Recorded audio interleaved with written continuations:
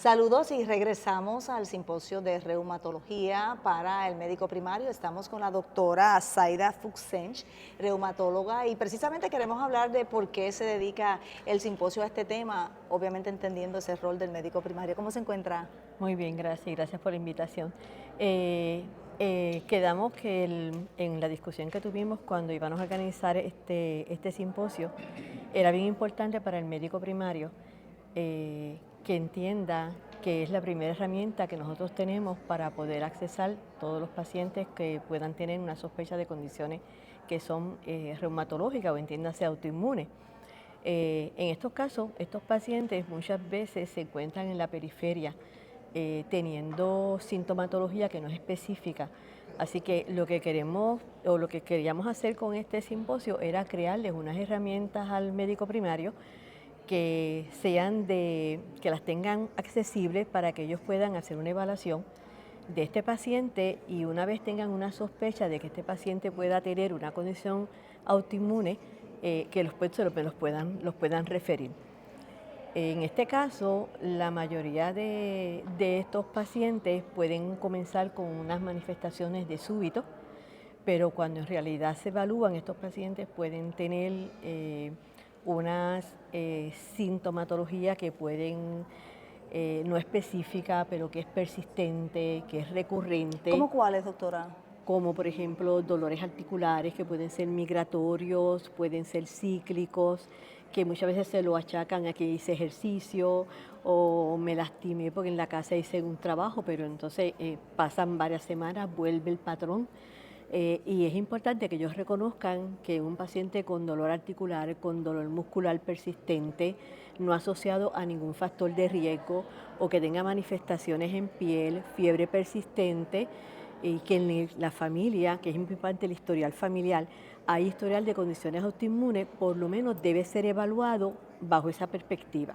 Claro, y que son muchas condiciones reumatológicas, son varias. Sí, son varias. Así que la pregunta yo sé que puede ser amplia, pero ¿qué seguimiento o qué pruebas iniciales puede hacer ese médico Sí, primario? muchas veces pensamos que tenemos que hacer pruebas bien caras y en realidad el paciente de cuadros autoinmunes lo más importante es el historial, el físico, buscar esos hallazgos en la piel, buscar esos hallazgos en las coyunturas, en el sistema musculoesqueletal, eh, ver el historial familiar y entonces en las evaluaciones pues le hacemos las pruebas básicas que son la orina, el CBC, un comprensivo. Es importante que estos pacientes no tengan condiciones metabólicas porque curiosamente muchos pacientes tienen estas quejas y lo que tienen es una diabetes descontrolada, tienen un problema de tiroides ya sea alto o bajo que da cuadros articulares y da procesos de artritis asociados. Tenemos problemas, por ejemplo, colesterol, da dolor muscular y tiene manifestaciones en piel. O sea que estos pacientes, una vez uno evalúa lo básico primero y ve que todo eso está bien, entonces vamos a buscar con pruebas, por ejemplo, como un C-reactin protein, que son pruebas de inflamación aguda, CRE, que en algún momento ya uno tiene una sospecha de que el paciente pueda tener estas evaluaciones, podemos hacer un factor reumatoideo, que son herramientas que ellos tienen básicos.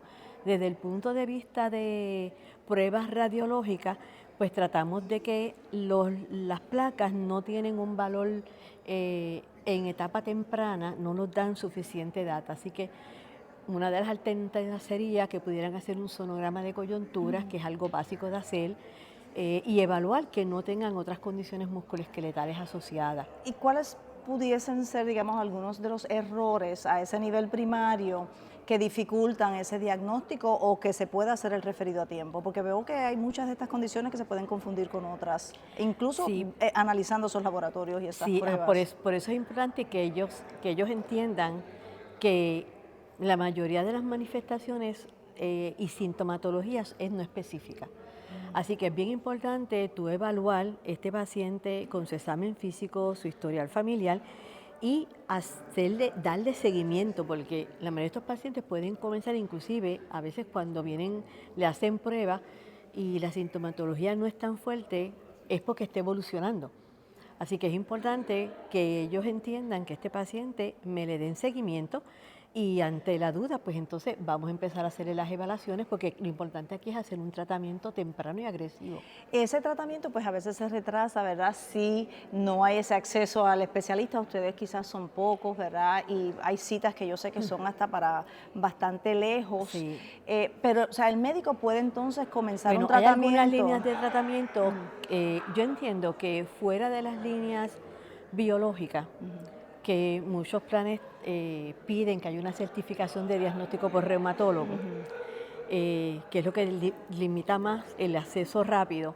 Líneas que tenemos líneas que son que el primario las puede utilizar y las puede enviar, que no necesariamente, ¿verdad? Tratamos de recalcar que lo que son las familias de las cortisonas, que esos son pues la prednisona y sus variantes, deben tratar de limitarse al máximo porque en realidad no están indicados de primera línea. E igual que los antiinflamatorios, están indicados solamente para uso corto, como un rescate, pero no para uso prolongado tampoco. Pero sí se les habló de otros medicamentos que ellos pueden prescribir, que no tienen limitación de acceso, o sea que el plan no se los va a limitar, que pueden empezar a trabajar estos pacientes en lo que el paciente llega al especialista como tal. Qué bien. Y si está algún paciente escuchándonos, pues sepan que pueden conversar eso con su médico primario, de que sí hay la posibilidad de iniciar un tratamiento Iniciar un tratamiento para correcto. sentir alivio, ¿verdad? Lo que llega al Sí, lo especialista. importante de los tratamientos, como tratamos de recalcar en las conferencias, es que obviamente tienen que darle seguimiento. ¿Okay? Y una vez conocen los medicamentos, y pues le hablamos más de los medicamentos que son más seguros, que ellos pueden trabajar para poner los pacientes en tratamiento, y ya entonces si es un paciente que requiere, porque cuando tú los coges en etapas bien tempranas, antes de que haya daño estructural, muchos de estos pacientes tú los puedes mantener en tratamientos de primera línea, que son los inmunoreguladores no biológicos. Y estos pacientes responden muy bien. O sea, tú le das seguimiento. Si es un paciente que se escapa ese tratamiento y va a necesitar biológico, pues ya ese paciente debe de ver a un reumatólogo. Primero, porque para probarle el biológico van a pedir la evaluación del reumatólogo y la certificación. Pero yo entiendo que con la necesidad que tenemos, ellos que son, los primarios es un grupo grande y es el que en realidad ve los pacientes de primera instancia en casi todas las clínicas, ya sea en los accesos de los Advantage, en las clínicas de Reforma, pues obviamente el volumen mayor, ellos son los médicos que tienen de primera línea. Así que son los que deben hacer las evaluaciones de entrada y tratar de poner al paciente en tratamiento. Claro, en este simposio se está enfatizando, ¿verdad?, en el conocimiento y la educación de los médicos primarios para atender a estos pacientes, pero también es importante que el paciente también esté educado y tenga, ¿verdad?, Y busque ayuda y se eduque sobre los tratamientos y los procesos para que incluso pueda preguntarle al médico primario. Sí, no, y muchas veces el paciente puede ser que tenga una sintomatología y no la asocia con que puede ser un cuadro autoinmune. Y, por ejemplo, nos pasa mucho con las manifestaciones de piel, que el paciente pues ve una manifestación de piel y piensa que, pues mira, tiene que ir a un esteticista, está trabajándose, o sea, y le va a ayudar de entrada. Pero si ves que es persistente, pues mira, comunícaselo a su médico, que quizás es la presentación de un cuadro más profundo. O sea, la mayoría de los cuadros autoinmunes, como yo le digo, o sea, la piel es un reflejo de los cuadros autoinmunes y es un reflejo de lo que está pasando por dentro. Así que si tú ves que es persistente, hay que comunicarlo. Doctor, yo me estoy sintiendo esto me sale, ya me había salido previamente, se me fue, pero me volvió a salir. Pues es algo que hay que evaluar. ¿Ves? Igual que si yo me siento algo en las coyunturas, en la espalda, si no lo dice porque asume que es que hice una mala fuerza, es lo que hice en la casa, estoy haciendo mucho ejercicio y se quedan ahí y no lo dicen porque asumen que el dolor es normal. Digo, mira, una persona que a veces me lo dicen, no, pero tiene 80 años, es normal que tenga dolor. Digo, no, a los 80 años usted no tiene dolor, usted se me puede cansar, quizás no puede hacer lo que hacía antes, pero el dolor no viene con la edad. O sea, no asuma que es eso. Claro. Porque pueden haber un montón de condiciones que le producen dolor y son condiciones sistémicas que obviamente pueden ser de una morbilidad y mortalidad mayor y no se está haciendo el diagnóstico. Claro, y hay que también romper los estigmas de que la adultez, ¿verdad?, el envejecimiento necesariamente es enfermedad, pues no, no necesariamente, No necesariamente. se puede vivir de manera muy saludable y qué bueno que el paciente aprenda y quién mejor sabe de su propio cuerpo que el paciente, Sí, ¿verdad? y una de las cosas, como yo le digo al paciente, yo te puedo poner en una línea biológica, yo te puedo poner en todos los tratamientos que entiendo que te van a ayudar, pero si tú no me haces, cuando tú tienes condiciones autoinmunes hay dos cosas que son fundamentales: hacer el ejercicio. Y como digo, el ejercicio, no todo el mundo está para el mismo tipo de ejercicio, hay que buscarle lo que le guste y lo que pueda hacer.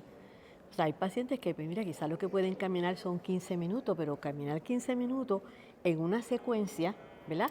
A la semana, ya sean 2 o 3 días, 2 o 3 veces en semana, ayuda a ese paciente. Y lo ayuda porque lo mantiene en forma, igual que la dieta. Yo digo, mira, la dieta, yo te puedo dar toda la dieta del mundo, pero si tú no estás conmigo a cambiarme una dieta que sea más saludable, y cuando hablamos de dietas saludables nosotros siempre lo más que recomendamos son dietas que son más al estilo mediterráneo, donde hay una bajo consumo de harinas procesadas Y de azúcar también. y de azúcar. Eso es lo más que les favorece a estos pacientes porque sabemos que estos componentes son proinflamatorios, igual que el colesterol es proinflamatorio. Así que son cosas que el paciente puede hacer para cambiar su estilo de vida. Y, ¿verdad? No podemos olvidar del estrés.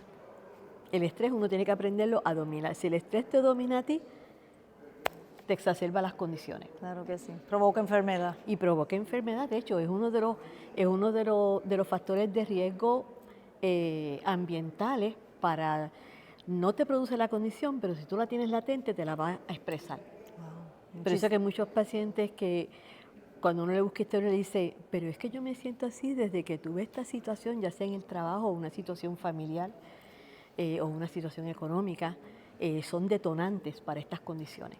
Muchísimas gracias, doctora Fuxench. No, gracias a ti. Muchísimas gracias por la orientación, tanto para el médico como para el paciente. Y ustedes no se despeguen, que vamos a continuar con esta cobertura del simposio de endocrinología, reumatología, el simposio de reumatología dirigido al médico primario.